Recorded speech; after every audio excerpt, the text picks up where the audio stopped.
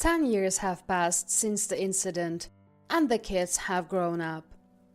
"Mom, don't forget tomorrow is Grandpa's anniversary," said my independent daughter, munching on bread as she dashed out of the house. "I'm off, Mom. Don't forget about tomorrow," reminded my responsible son, now a working adult. Our family has been watched over by my father, who left this world 5 years ago. My children became my support, helping me take care of him.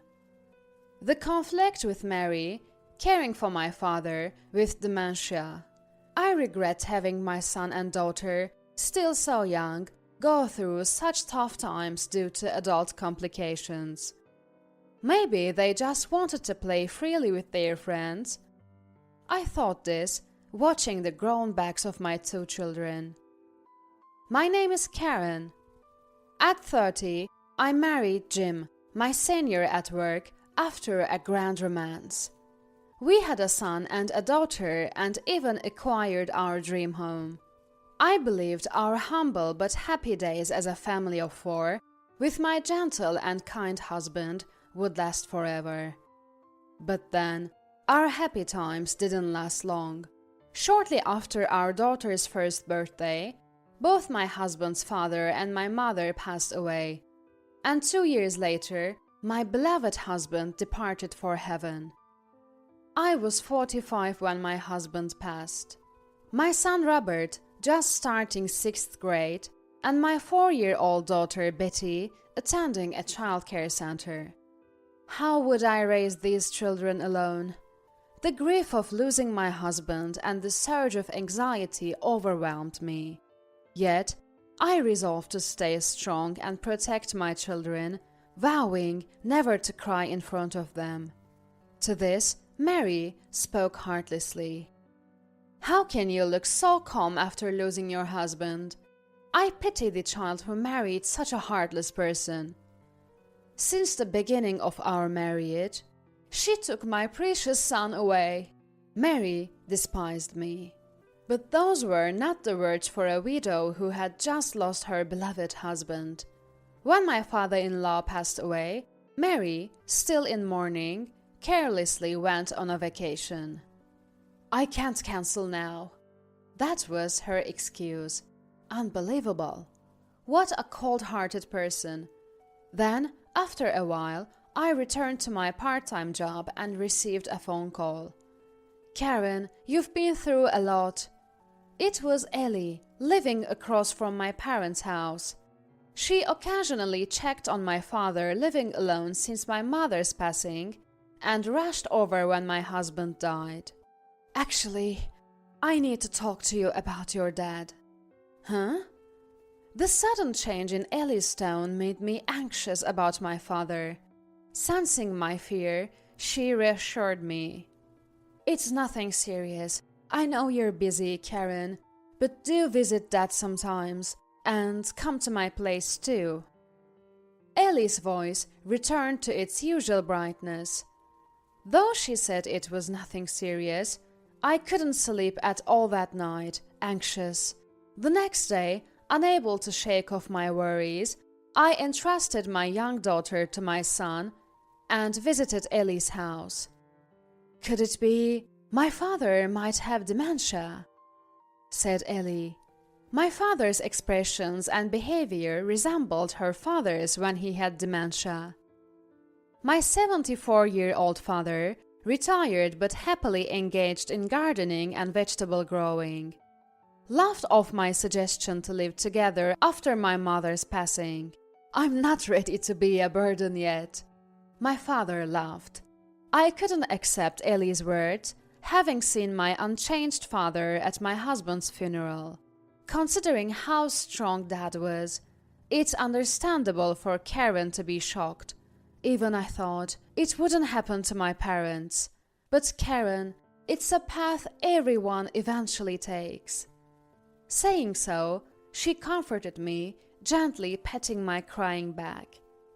A few days later, accompanied by Ellie, I consulted the city office about my father.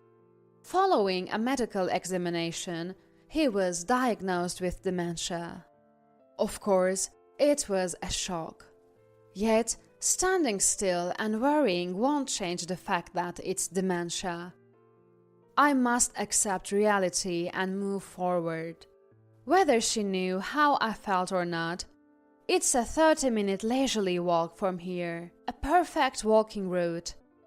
Mary, who had walked from her house, intruded into ours uninvited. Then, in the kitchen, "What's the special dinner for tonight?" She rummaged around, making herself at home. "Ah, yes, I thought of making pizza, the kid's favorite." "How ordinary," she muttered, sitting down, watching me cook. Mary, it's getting dark outside." "Fine, I'll settle for pizza today." "What? She plans to eat and leave? What's the matter? Any complaints?" "No, not at all. Mary, living with her son-in-law and daughter-in-law since her husband passed, knew Jane worked full-time and often came home late. The kids are eating out today. Once in a while, we need to give the couple some time alone." Then Mary finished off the ordinary pizza I made. "I'm so full I can't move. Karen, can you drive me home?" "Sure." 2 days later, Mary showed up again. "What a charmless child. Wonder who he takes after," she remarked sarcastically. My son, never warming up to Mary, might have seen through her, having heard her badmouth me and my parents since he was young. Pretending not to hear her, he left the house. Recently, he has been talking less to me, maybe because of his age. After my father was diagnosed with dementia, I consulted my brother, who lived apart. But he was indifferent. "I can help with money, but I can't take care of him, so you handle it." That was his only response. I had no choice but to take care of him.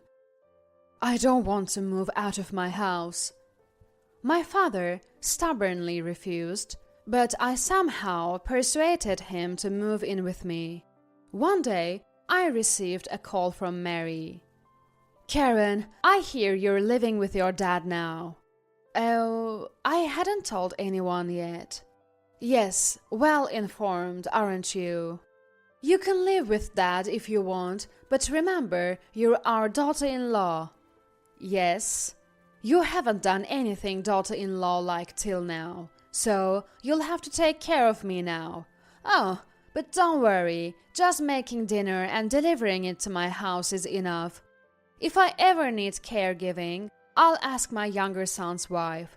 I can't imagine what you'd do to me. Oh, scary." I couldn't say anything back and had to comply with Mary's demands. Then a new life began with the 4 of us, including my father. I thought I could manage as Dad would use day services on weekdays, and I only needed to care for him on evenings and weekends. But it was harder than I imagined. My part-time job, caring for the kids and Dad, plus delivering meals to Mary. It was more challenging than I thought. I woke up at 4 a.m. and didn't sleep until past midnight. As soon as I hit the bed, I fell asleep. Why do I have to go through all this alone? I can't trouble others. I chose this path myself. These thoughts drove me further into despair. And then an incident occurred. Late at night, everyone asleep, I returned from the shower to find... My father standing, head down, in front of the toilet. "What are you doing here?" He had peed in the hallway, not making it to the toilet in time. "Come on, why here? Even 4-year-old Betty can go by herself. You're so much trouble." I yelled at him, unable to understand his behavior as his symptoms worsened, and took out my frustration on him. Father looked down, apologetic. I changed his pants and put him back to bed. Why did I speak so harshly? Why? Tears wouldn't stop as I lay in bed. But I must have been exhausted because I fell asleep. Waking up in the middle of the night, I checked on my father. Oh, no way. He, who feared the dark and always slept with the table lamp on, was not in his bed. Maybe he's in the bathroom? No, he's not there. I searched the entire house, but he was nowhere to be found. Could it be? One window on the first floor was open. He must have gone outside. In a rush, I threw a jacket over my pajamas, grabbed my mobile phone and Dad's jacket, and headed for the door. Mom? Turning around to the voice, I saw my son, rubbing his sleepy eyes. Mom, Grandpa's sleeping in my room. Oh, really? Relieved by my son's words, I slumped to the floor, drained of strength. Peeking into my son's room, I saw Dad curled up small like a child, sleeping peacefully in my son's bed. I'm sorry, Dad. And my son, sharing the same blanket, quickly fell back asleep. The next day, right after coming back from school, my son approached me. Mom, Grandpa seemed like he wanted to go back to his own house. Huh? He told me about last night. Let's take him home. We can live there with him. Robert, I'll help out, Mom, so you don't have to struggle alone anymore. I'll take good care of Grandpa. My son, who had always adored my father since he was little, had been concerned about Dad after Mom passed away and often visited him. I had thought he was still just a kid. Then I made up my mind. Let's sell this house and live in my childhood home. The decision was made quickly. I started renovating our old house to make it comfortable for Dad. Of course, the money for this came from my brother. I also began to tidy up the house we were living in. Karen, what do you think you're doing? Mary, having caught wind of the news, arrived in a car driven by my sister-in-law, Jane. But that's strange. How did Mary know? Jane wouldn't have told her. It must be this little one's doing. Looking at my daughter, she covered her mouth with both hands, looking flustered. No doubt. Mary must have bribed her with candy to get the information. Well, it can't be helped. She's only 4 after all. The fault lies with cunning Mary. Yes, I'm selling this house to live with Dad at my childhood home. Selling this house? What do you mean? That's the house my son built. How dare you sell it? So that's it. You plan to rebuild your childhood home with the money from selling this house, right? You think you can make a fortune now that you don't have to pay the mortgage since my son is gone. Mary rattled off. No, that's not it. My brother said he would cover all the costs. The money from selling the house will be used for my children's future. I believe my husband would have done the same if he were alive. He was that kind of kind-hearted person. I said firmly, leaving Mary unable to respond. She turned to Jane for help. Jane, you heard her, right? She's talking back to me, Mary, her mother-in-law. Called by Mary in a pleading voice, Jane said, Mary, I actually think Karen is admirable. Working alone while raising 2 kids is hard enough. And now she's also caring for Dad. Not many can do that. And how Karen uses the money from selling the house is none of your business. From now on, please take care of yourself without troubling Karen. Jane spoke up, not backing down from Mary. This seemed to make Mary concede, as if to say she had no other choice. Maybe Jane is right, she said, trying to laugh it off. Serves her right. I had anticipated this and had already discussed everything with Jane. Then Jane shared an interesting story.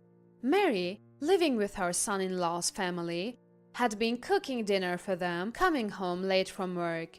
The food was so terrible, it made me dizzy. I never want to eat it again. Jane's expression when she said this was unforgettable. Apparently, Mary was never good at household chores, and her husband used to do the cooking. After that terrible meal, the son's family started eating separately from Mary. Karen, leave it to me. Jane promised to support my decision to live in my childhood home. Soon, the renovation was completed, and we moved in successfully. I felt sorry for my son, as the commute to school became longer, but he said, "It's totally fine," and began to talk to me more openly. With my son's help, I found more time and felt relieved after opening up to others about Dad's dementia. I naturally became kinder to Dad. While helping him get dressed as usual, "Thank you for always taking care of me." Dad bowed his head to me and smiled. It seems he thinks I am a helper taking care of him, forgetting I am his daughter. Of course, I felt sad, but it had been a long time since I saw Dad smiling like this. That was what mattered most to me. "Hello, Karen. How have you been?" One day, Mary called. I couldn't help but sigh. I had just recently gotten relief from Mary's stress, thanks to my sister-in-law.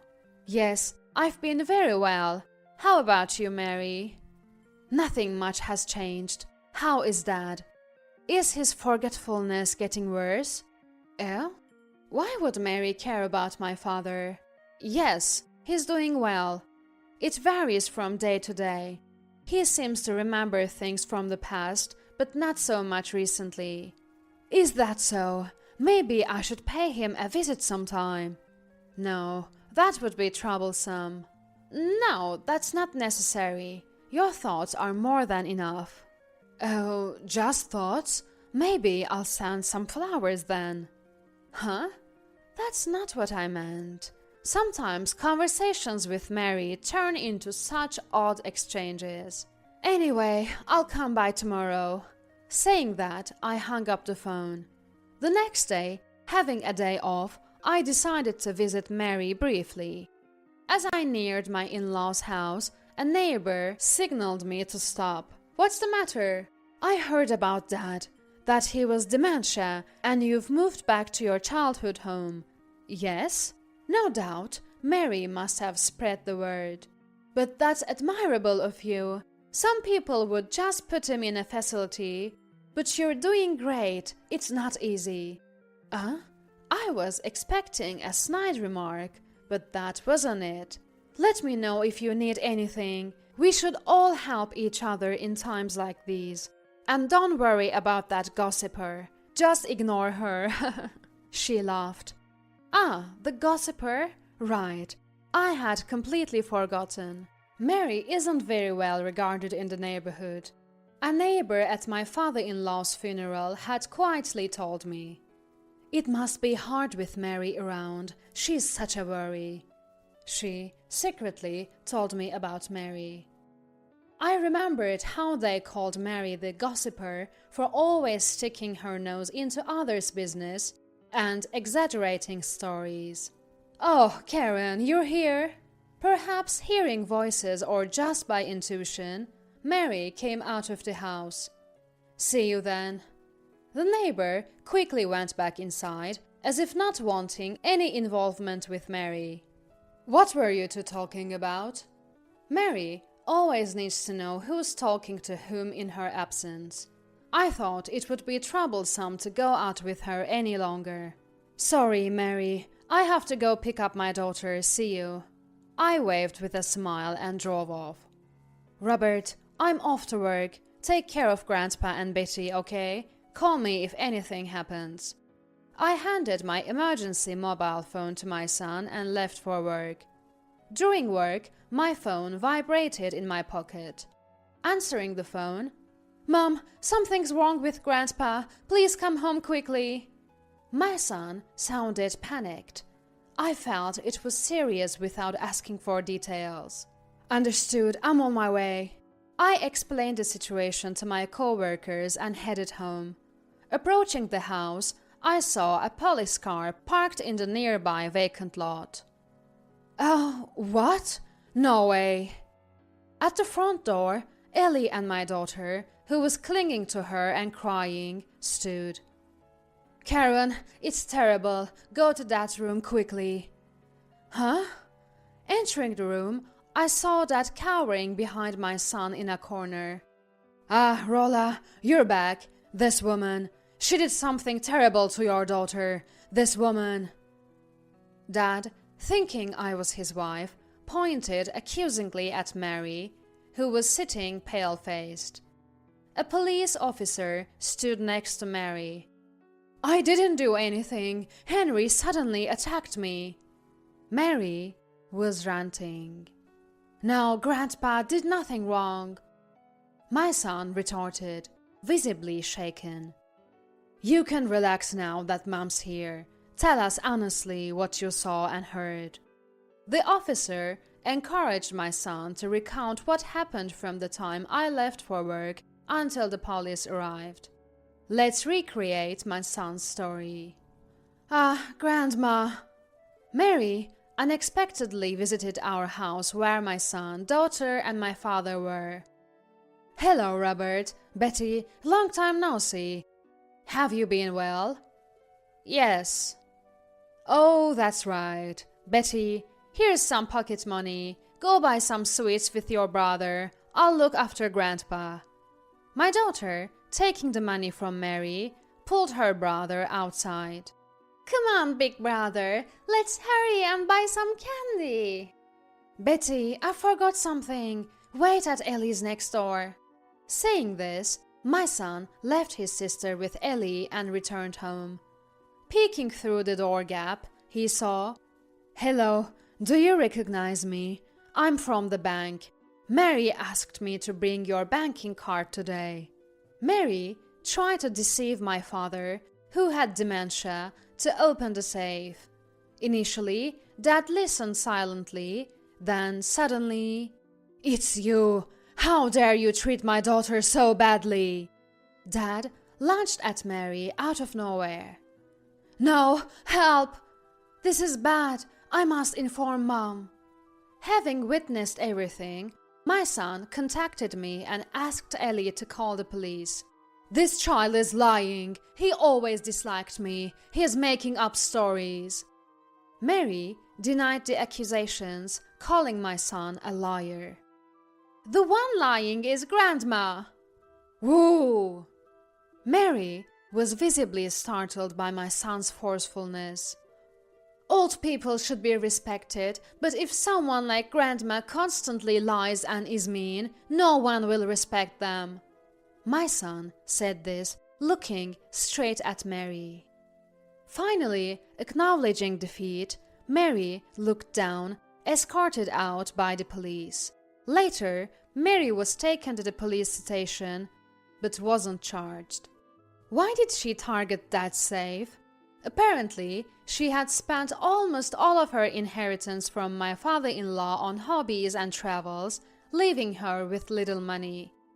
That's why she targeted my father's safe, thinking he wouldn't remember due to his severe memory loss.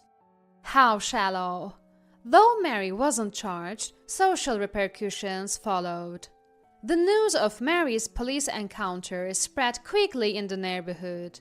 Once the spreader of rumors, Mary became the subject, eventually confined to her home, unable to move, abandoned even by her younger son's family. She likely faces her last days in a nursing home.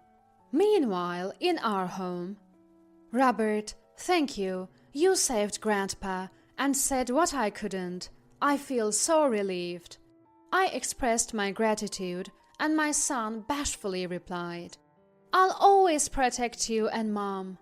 I thought he was still just a child, but tears rolled down my cheeks unknowingly. Mom, are you crying?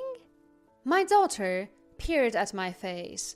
It's okay to cry, Mom. If you hold it in, you'll get sick, she said, handing me a strawberry-patterned handkerchief from her pocket.